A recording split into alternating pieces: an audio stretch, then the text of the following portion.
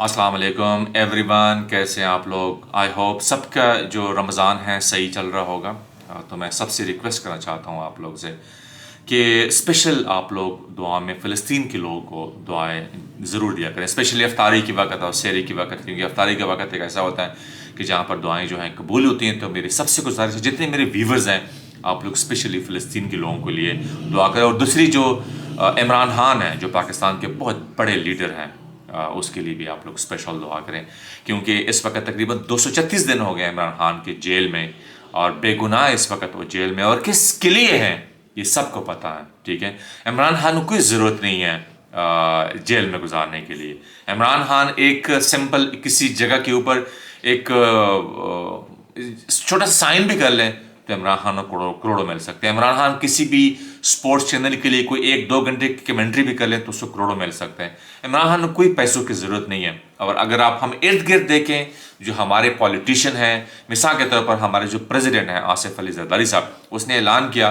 कि मैं तनख्वाह नहीं लूँगा। मेरी एक रिक्वेस्ट है जरदारी साहब को, सर आप ज़रूर तनख्वाह लिया करें, आप ज़रूर तनख्वाह लें। आपकी तनख्वाह 2.5-3 लाख रुपए होती है सदर की तनख्वाह, तो आप ले लिया करें तनख्वाह, लेकिन बाकी चीज़ें जो है ना उसके ऊपर डाके ना डालें।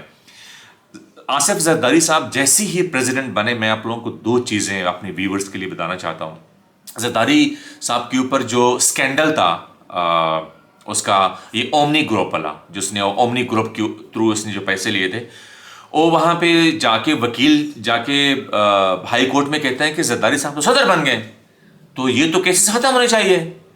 तो उसने कहा कि हाँ ये तो बिल्कुल ठीक है, जरदारी साहब तो अभी सदर बन गए, जरदारी साहब के ऊपर तो कोई किसी किस्म का जो है कोई केस नहीं कर सकता, जरदारी साहब तो ओपन है। और वकील ने कहा कि जरदारी साहब ने अपनी तनख्वाह भी जो है लोगों के लिए कर दी है कि आप लोगों के लिए स्पेशल तनख्वाह है मेरी 2.5-3 लाख रुपए।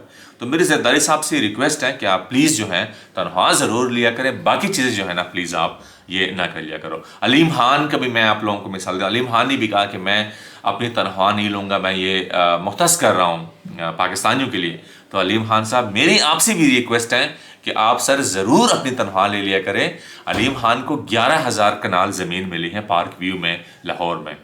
तो सर 11,000 कनाल ज़मीन का मतलब ये है कि ये तो बिलियंस ऑफ रुपीज़ है, और गवर्नमेंट ऑफ पाकिस्तान ने इसकी अप्रूवल भी दे दी है। तो अलीम खान साहब आप स्पेशल मेरी आपसे रिक्वेस्ट है कि आप जो है ज़रूर अपनी सैलरी अपनी पूरी ले लिया करो, कोई 1 रुपये आपने नहीं छोड़ना, हमें कोई 1 रुपये नहीं चाहिए आपका। आप हम जितना टैक्स पे करते हैं उसमें ज़रूर सर आपका हिस्सा है। आप बहुत अच्छे काम कर रहे हैं, शहबाज शरीफ साहब बहुत अच्छा काम कर रहे हैं, मरीम नवाज साहिबा जो है बहुत अच्छा काम कर रही हैं, हमें अप्रिशिएट करते हैं। और आप लोग ज़रूर हमारे टैक्स के पैसे से तनख्वाह ले लिया करें, ठीक है ना। मतलब मिसाल के तौर पर मरीम नवाज ने अपनी अभी रिसेंटली गाड़ी के टायर के लिए तकरीबन 2 करोड़ 80 लाख रुपए का बजट मुख्तस किया गाड़ी के टायरों के लिए। तो तनख्वाह क्यों ले, तनख्वाह तो ज़रूर, तनख्वाह तो 3-4 लाख रुपए होती है, तो 3-4 लाख रुपए तनख्वाह आप छोड़ देते हैं और आप उधर से इंजेक्शन लगा लेते हैं हमें 2.5 करोड़ के सिर्फ टायरों के लिए। तो मेरी सबसे रिक्वेस्ट है कि जिन जिन लोगों ने भी ऐलान किया हुआ है कि हम सैलरीज नहीं लेंगे, तो ज़रूर ले लिया करें सैलरी। ये याद रखना, आप लोगों ने हमारे टैक्स के पैसों का 1 रुपये नहीं छोड़ना, तनख्वाह आप लोगों ने मस्ट लेनी है, ठीक है। दूसरी पॉइंट के ऊपर आते हैं। आज का बहुत ही अफसोसनाक वाकया पेश आया है मलाकन डिवीज़न में, जहाँ पे चाइनीज़ जो हैं 5 इंजीनियर्स चाइनीज़, उसको हलाक कर दिया गया है। इस्लामाबाद से जा रहे थे वो, गिलगित जा रहे थे। तो ये जो प्रॉब्लम है पाकिस्तान में सिक्योरिटी का, अभी रिसेंटली जिस तरह गवादर के ऊपर हमला हुआ था, फिर ये तुरबत में जो PF बेस के ऊपर अभी रिसेंटली हमला हुआ है। तो ये जो इश्यूज़ हैं, ये मैं बार बार कहता हूँ कि देखें, अगर कोई भी बंदा वर्ल्ड में, कोई बिजनेसमैन है, वो पाकिस्तान में आके इन्वेस्टमेंट करना चाहता है, तो वो एक चीज़ को ज़रूर देखते हैं और उसको बोलते हैं सिक्योरिटी। सिक्योरिटी किसी भी बिजनेस के लिए, किसी भी कंट्री में ये सबसे इंपॉर्टेंट, यानी वन ऑफ द बेस्ट चीज़ जो है जिसको लोग देखते हैं कि अगर मैं किसी कंट्री में इन्वेस्टमेंट कर रहा हूँ तो उस मुल्क की सिक्योरिटी की क्या सूरत हाल है। आप अंदाज़ा करें, चाइना जो है इतनी बड़ी इन्वेस्टमेंट है, 62 बिलियन US डॉलर चाइना ने इन्वेस्ट किए पाकिस्तान में CPEC के थ्रू, और हम इसको सिक्योरिटी नहीं दे सकते। इतना बड़ा ये ब्लंडर हुआ है कि आप अंदाज़ा नहीं कर सकते। ऑलरेडी पाकिस्तान के जो हालात चल रहे हैं इकोनॉमिकली, और जिस तरीके से हम चाइना को साइड लाइन पे कर रहे हैं अमेरिका की वजह से, तो ये बहुत हमारा फेलियर है बहुत बड़ा। یہ ہماری سیکورٹی کا بہت بڑا فیلئر ہے کہ ہم جو فارنر جو پاکستان میں آ کے ہمارے لیے بریجز بنا رہے ہیں، ہمارے لیے وہاں پہ بجلی کے لیے وہاں پہ ڈیم میں کام کر رہے ہیں، اور ہم اس کو سیکورٹی پرووائڈ نہیں کرتے، تو یہ یقین کریں ہمارے لیے بہت بڑا فیلئر ہے. اور یہ جو میسج ہے یہ والا، یہ انٹرنیشنلی بہت برا جاتا ہے. انٹرنیشنل دنیا کے لوگ اس کو دیکھتے ہیں، بہت بڑے بڑے بزنس مین اس کو دیکھتے ہیں. انڈیا میں امبانی کے بیٹی کی شادی ہوتی ہے، پوری دنیا آتی ہے اور بڑے بڑے لوگ آتے ہیں، وہ تو انویسٹمنٹ کرنے کے لیے آتے ہیں. وہاں پہ رشیا نے جو کانفلکٹ ہوا یوکرین کے ساتھ، تو رشیا کے جو بزنس مین تھے وہ ڈھونڈ رہے تھے کہ جگہ کہ ہمیں کوئی پاکستان میں کوئی موقع ملے کہ ہم انویسٹمنٹ کریں. وہ اپرچونٹی ہم نے ضائع کر دی، وہ انڈیا کے پاس چلے گئے.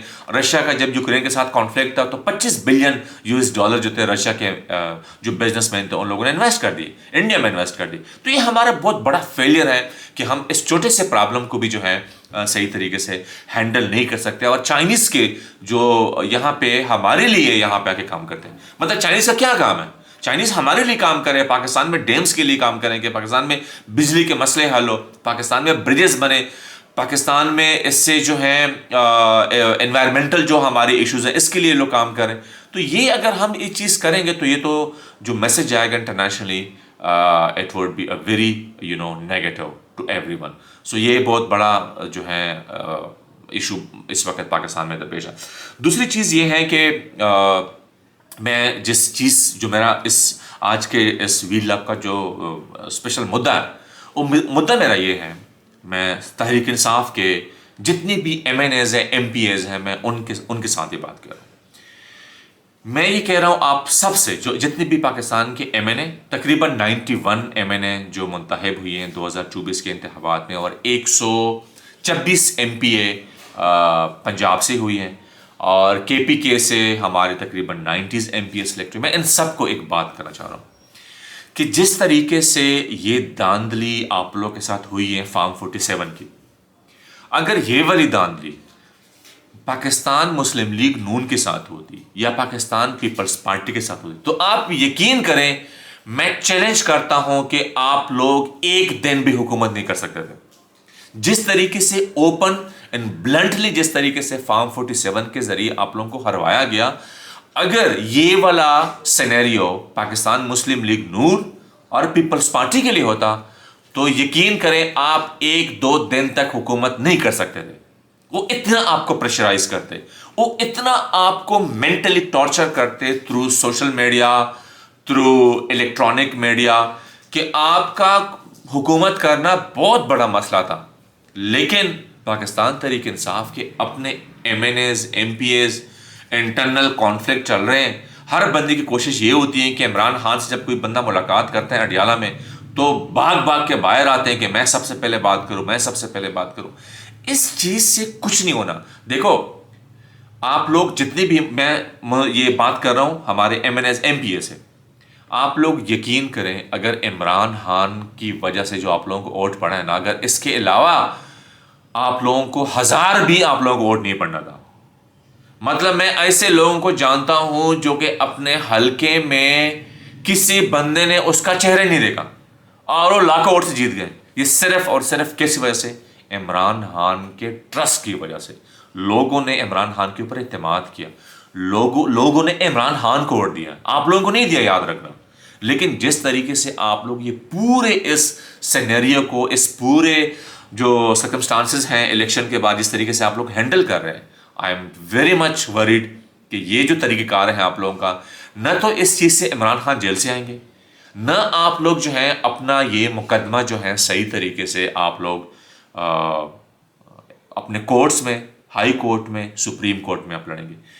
مطلب آپ اندازہ کریں، میں دوبارہ یہ بات تیسری دفعہ میں کہہ رہا ہوں، میں اپنے ایم این ایز اور ایم پی ایس سے مخاطب ہوں، ہمارے جو پاکستان تحریک انصاف کے جو لوگ، کہ آپ لوگوں کو سمبل نہیں دیا سپریم کورٹ آف پاکستان نے. اس کے بعد دوبارہ آپ لوگوں نے الیکشن کروائے. تو جب الیکشن کروائیں تو دوبارہ سپریم کورٹ جائیں نا، اس کے دروازے پہ بیٹھے آپ لوگ، اس کو بتائیں کہ بھائی آپ نے ایک دفعہ سمبل یا ہم نے دوبارہ الیکشن کروا دیے، ہمیں اپنا بیٹ کا سمبل دیں.